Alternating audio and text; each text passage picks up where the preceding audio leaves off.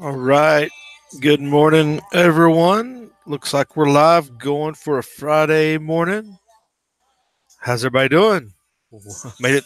You survived like the rest of us somehow. Hope everybody's doing good. Thanks for checking in with us. It's been one of those weeks, I guess. The news has been uneventful for the most part, unless you're talking about Israel, which is all anybody's talking about, it seems like. But we'll try to get off the beaten path a little bit here to restore your sanity.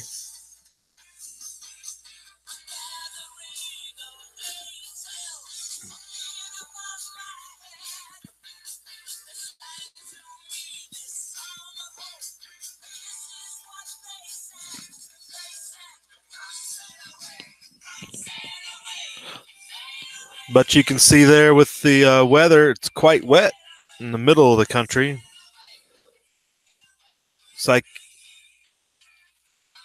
01 Crom's probably getting a little bit of snow or something to that effect. Because it's definitely hitting Montana and coming all the way down across.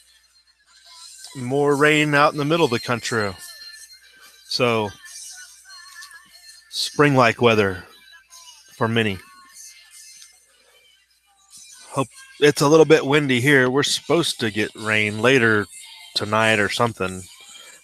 It's been really warm and clear, but it's cooling off and windy today. Bring your windbreaker type weather.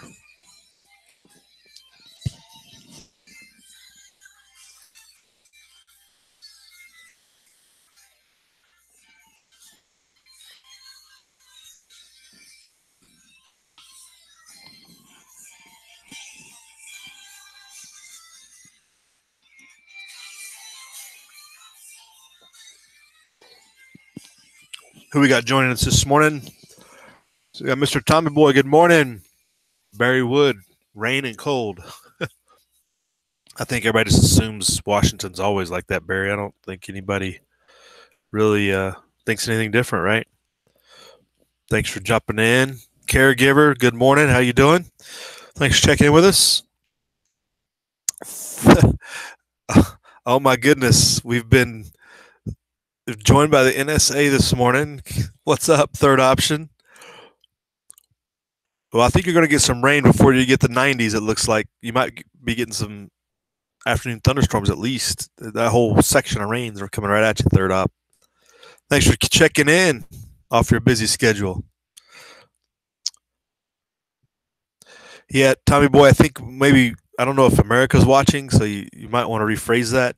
Maybe something more like Good Morning Free America or something. I don't think we're going to be able to get the word out to all of America from on here. Hey, Walter Davis, good morning. How's it going out there? Thanks for checking in, folks. But there's your new weather snapshot for the day. Get out the door and get busy. You might need a rain jacket if you're in the middle of the country.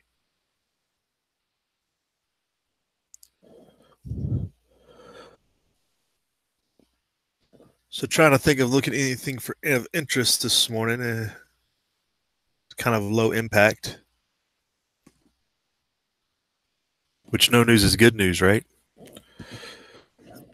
But like I was saying, I think everything refreshes here like right about this hour. So they put all the good stuff out. But one article we'll start off with from the Weather Channel is the dire impacts of climate change in California. In particular, to tie in with, if you didn't see the story either yesterday or Thursday, or wait, Thursday was yesterday, or Wednesday, California is mandating solar panels on all new homes.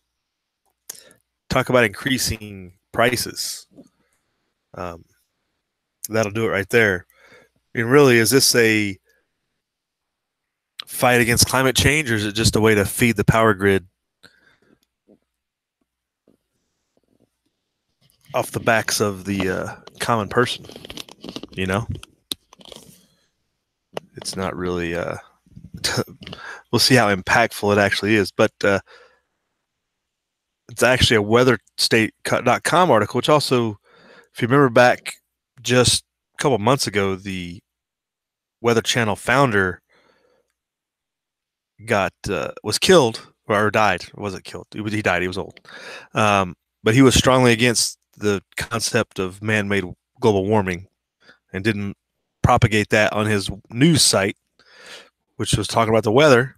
And as soon as he died, the channel, the channel and the website here is regularly talking about climate change. It's like, careful who you leave in charge after you're dead. They definitely took it and ran with it once he had passed on. But a whole article on how California is suffering the effects of climate change, and this new solar panel scheme is meant to offset all these effects, of course. And they just go on and on and on.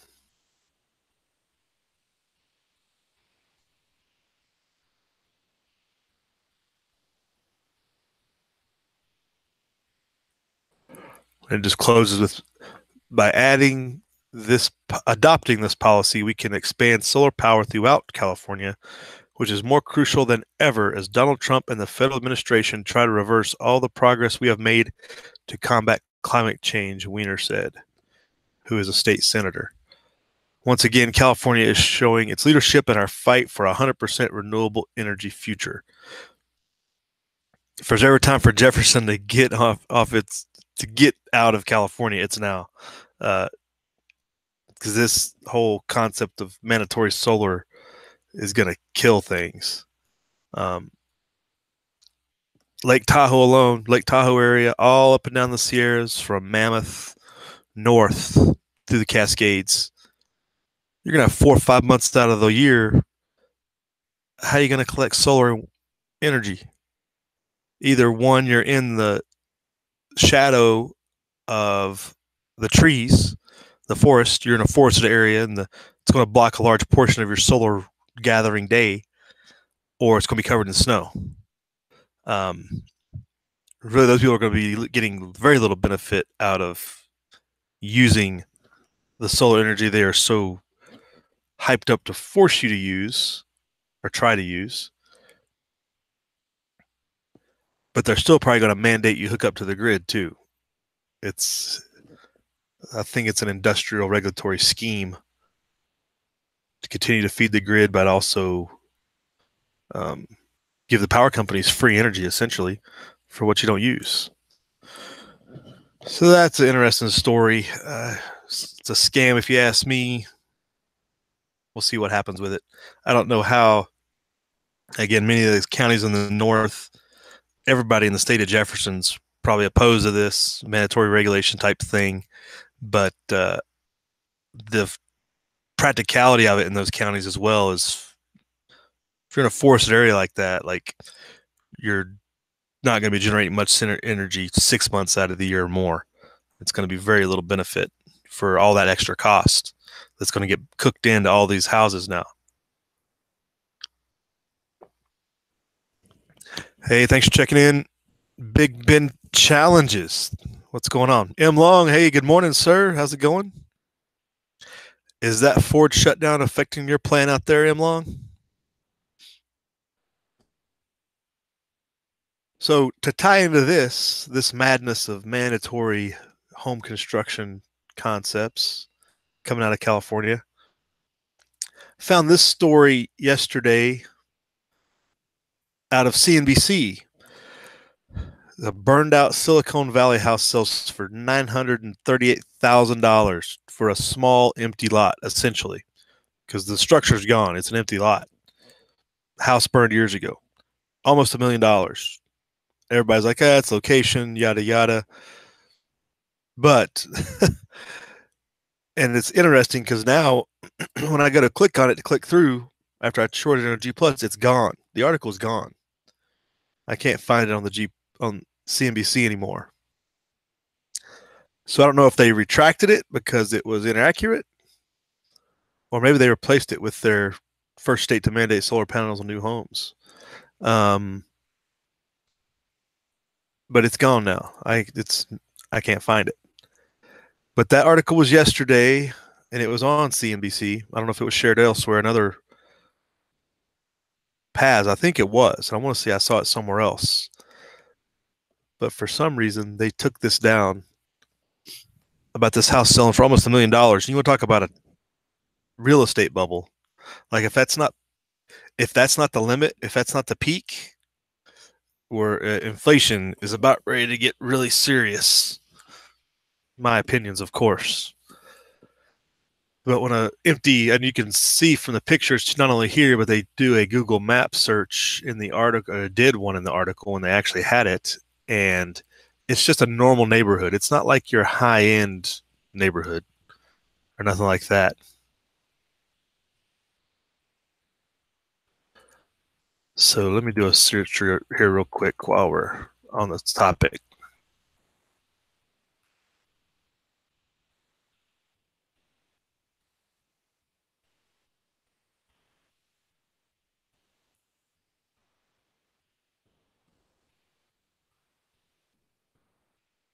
Hey, thanks for joining us out there. Streetport 13B4. That's quite the long name. Hey, how's it going?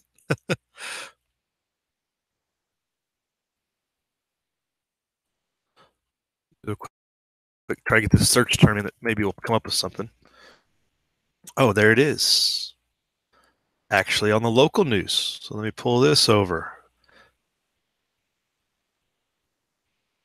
So it wasn't a figment of CNBC's imagination, but they decided to pull it down for some reason. So let me get this link. This link will be in the description box like many of the others, just for your reference.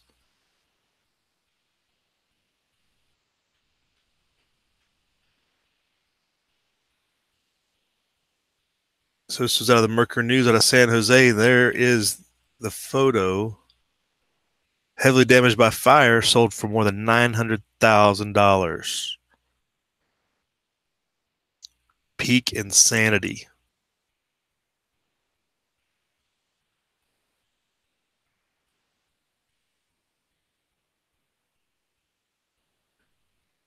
So whatever they build on that lot, I guess now will have to have solar panels on it as well.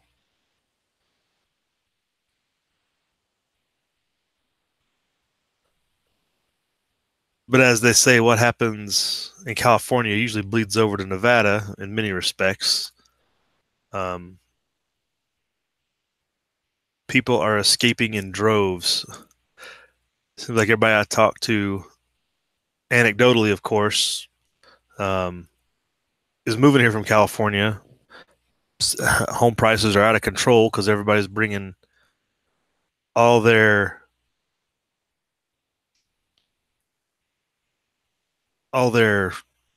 money they make off of this ridiculous house prices. They bring the cash they make off of that and come over here and jack up the house prices over here.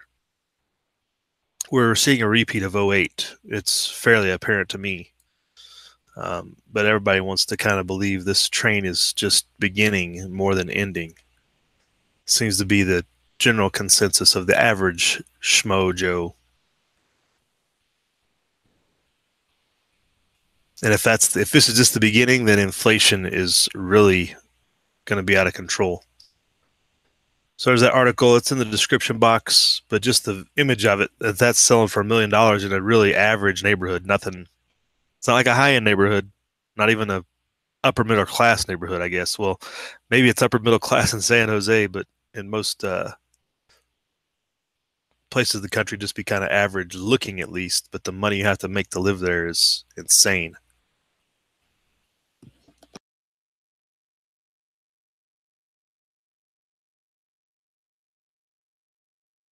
And this original article is from April 19th, so just to give you a reference, it's been a couple weeks. So lots of fun in California, making the rest of us suffer. M. Long, you don't have no love for Louisville, huh? Right? Fractional truth. Good morning. How you doing? Use an archive page? I have to look into that.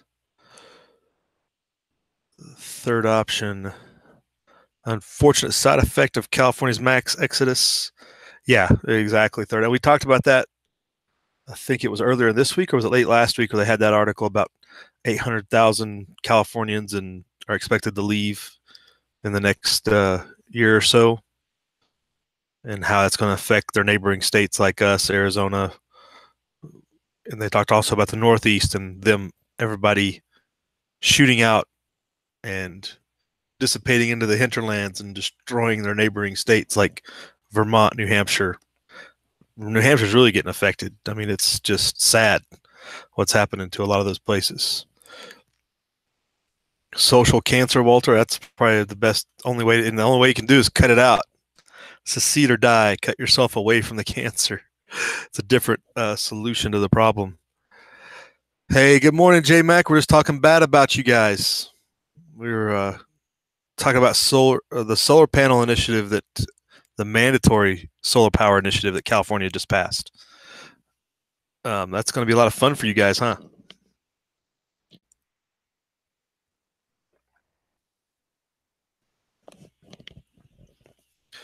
All right. So next thing pulled up here off of Zero Hedge, talking about the EMP Commission, which we've talked about this for years.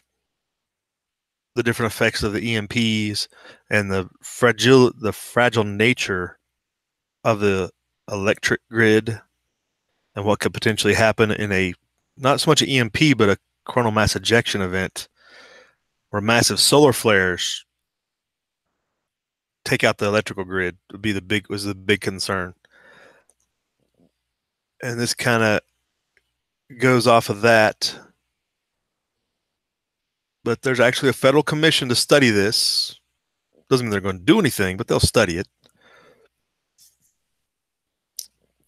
And warns that even the smallest EMP attack on our grid would take it down for about a year, if not longer. Which would be certainly coupled with a massive death toll that would devastate entire populations, mostly urban, of course. But they go on to discuss some of this and some of these findings. We've hypothesized a lot about this stuff. But let's see who they reference here. They reference a Washington Examiner story and the results of it.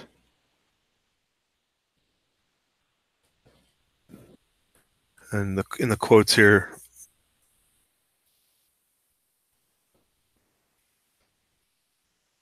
so really, yeah, it's pulling up a old article from 2017 and comment on it. And so, yeah, we talked about this, I'm pretty sure, in many different chats and many different prepper discussions, the results of this report from last year.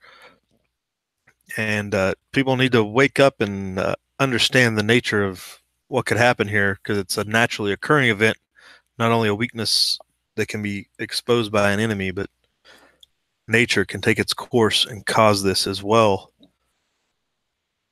So if you wanted to share anything with any friends of yours that may or may not be believers, just be disbelievers, I guess, not seeing the need to even do the most basic of preparedness, this would be a type of article linking over to that Washington Examiner article that would help maybe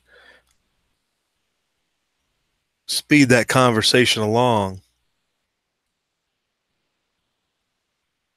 3 reports on the issue of EMP attack have been declassified by the Pentagon, and 7 more are awaiting clearance.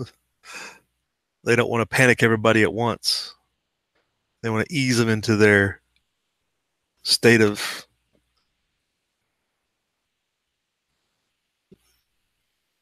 just, I don't know, avoid the shock of there's really nothing you can do at this point, at least at the governmental level.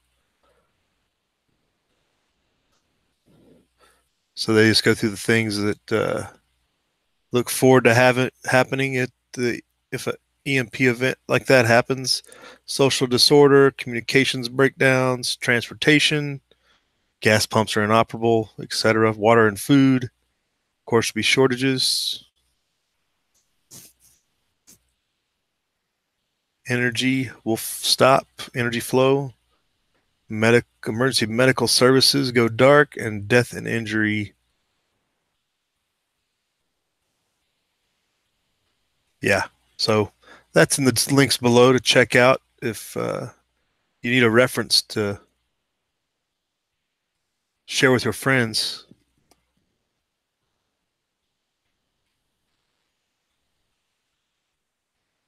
It might help you along in bringing them to the cause.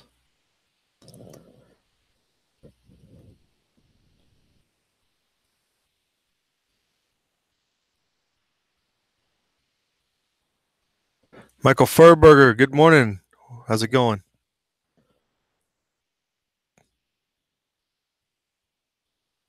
Oh, Barry. You're getting conspiracy now, Barry. So, Barry, the grid goes down, the solar flare will be the patsy, huh? It's going to be the fall guy for the real play behind the throne there. I was recently revisiting the old Jericho TV show, and it's looking more and more likely that's the true scenario we're facing.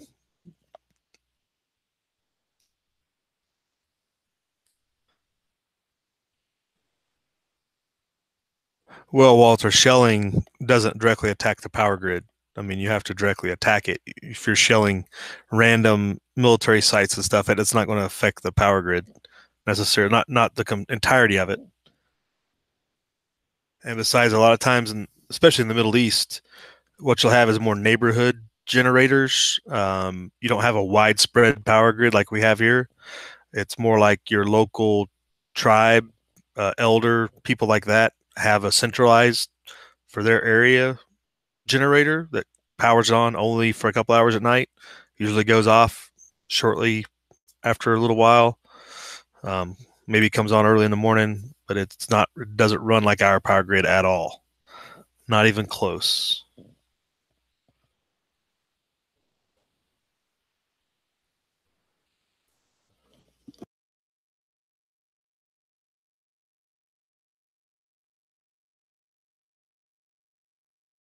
Yeah, James, we were talking about that solar initiative too. Is if they're making it mandatory for everybody, really all they're going to be doing is a scam to feed free energy to the power companies. It's not going to be benefiting the people that have to pay the exorbitant prices to build their homes.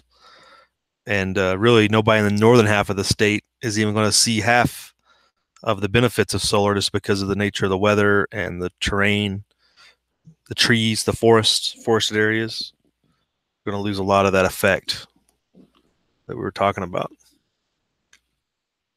All right, so next up, this came out yesterday that the U.S. has the biggest surplus in history for the time period of it was the taxes collected during March.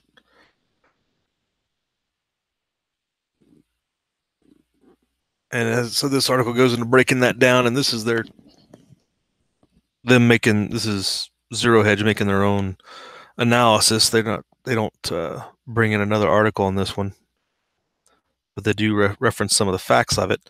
But as I mentioned, in a March, federal spending was up 7% from the year prior, which we talked about was a record for the month of March, but with tax receipts were disappointing. It meant the March budget deficit was $208 billion.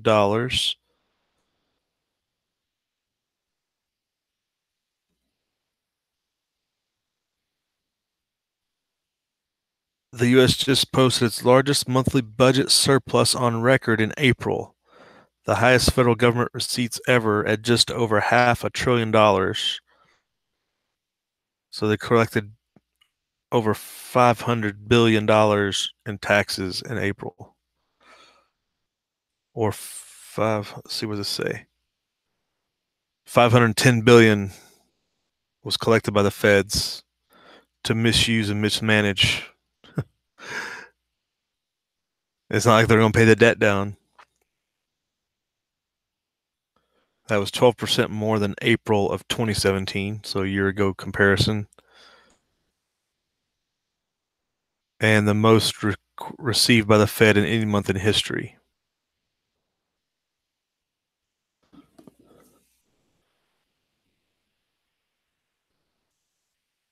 So then that graph below shows some of the receipts of that the federal government has gotten over since the year 2000.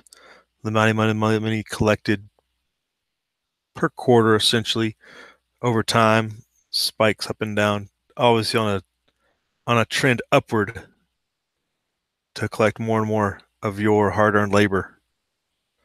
Or that just reflects inflation. Depends on how you look at it.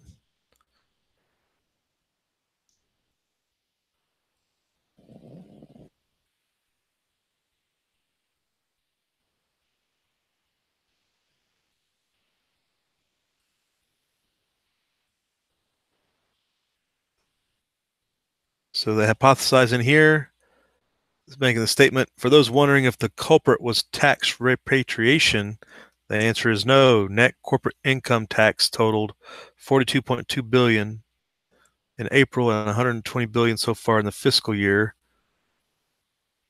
And the corporate tax, the overall tax is down 39 billion year over year from the corporate taxes collected this time last year. Gross receipts are down 14%.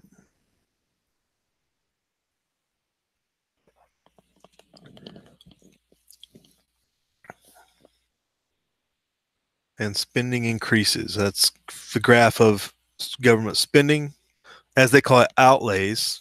I don't know why they just call it spending. I guess they include paying off the debt as an outlay, or paying the debt enough to keep us out of trouble, not paying it off. But yeah, this article is in your description box as well.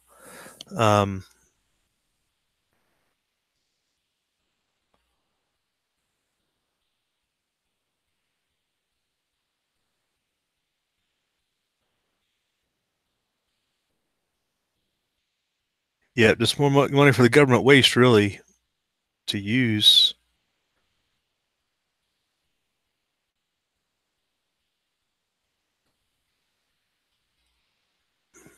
See what kind of shenanigans they can pull with that. But increased spending, increased taxation, increased inflation. It's about all you're getting out of that. Oh.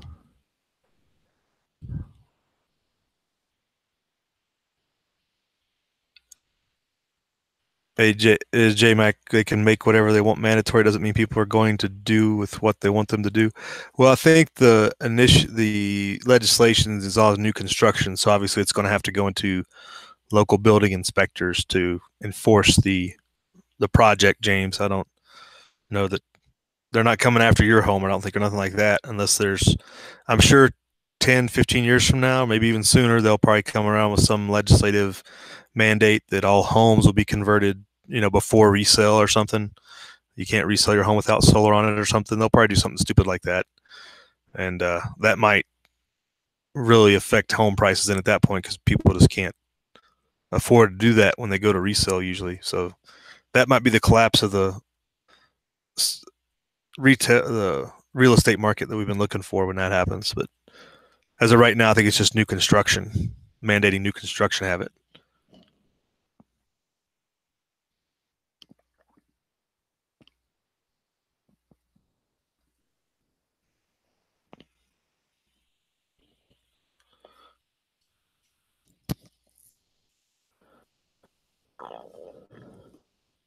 All right, so that's what we got laid out for today, folks. Anybody else got anything you want to hit up real quick in the side chat? Walter Davis has a memory of a squirrel climbing into a transformer 15 years ago, shutting down the grid or power from Niagara Falls to New York City. That would have been interesting. So the whole state of New York was blacked out, essentially, Walter? Is that what happened? I don't remember hearing about that.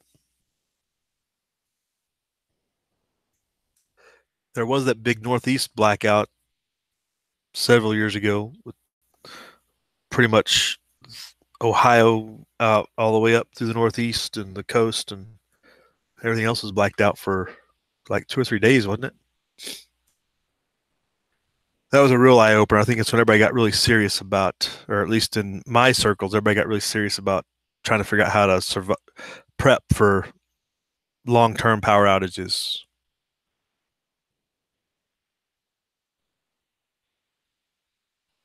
If you know what I'm saying. Let's see what they've updated the Drudge with. It's all about Trump.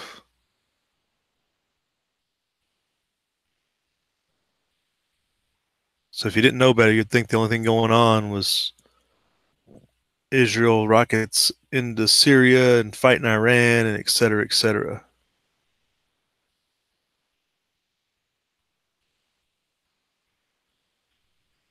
But there might be just a little bit more going on.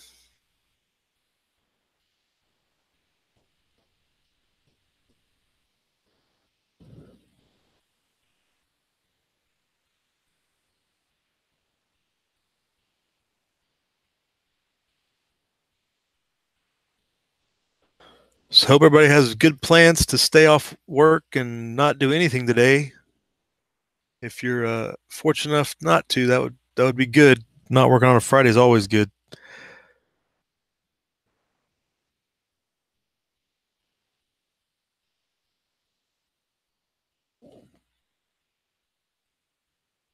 But don't stay too busy on your Friday. TR Prepper put out a good fishing video yesterday.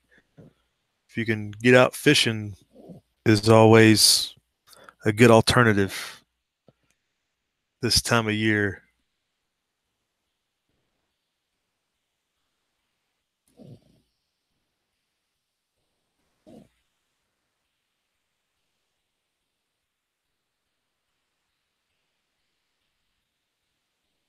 Or get out and do a nice bike ride like that. That's get out and get a good view. That'd be a good way to run the day instead of all the rat race stuff. Hey, good morning, Deb. How you doing? Pulling our troops out of the Middle East?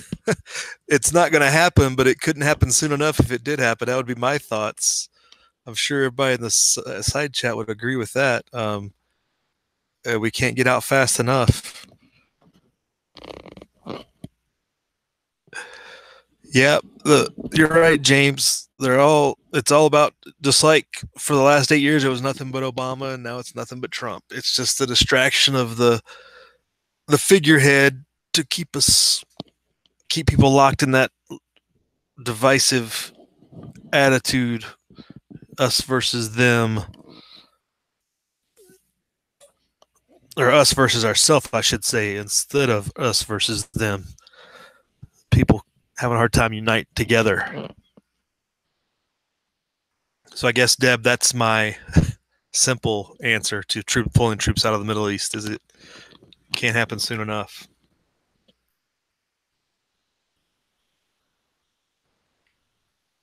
You figure with the U.S. becoming the biggest exporter of oil and gas in the world that we have little use to still try to be in there just protecting our supply line.